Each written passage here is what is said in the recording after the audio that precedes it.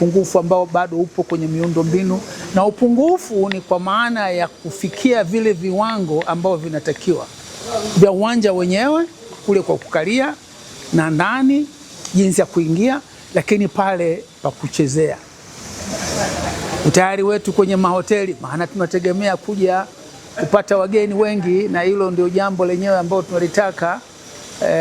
Usafiri, watu wetu kama watakuwa tayari kwa haya mashindano. Kwa hiyo ulikuwa ni mkutano mzuri sana sana sana, na mwishowe kwa maelezo mafupi tu tumekubaliana kwamba yale yote ambayo yanatakiwa tuyafanye kwenye nyanja zote za mashindano yafanyike, na kwamba tunataka tutimize vile viwango vya dunia.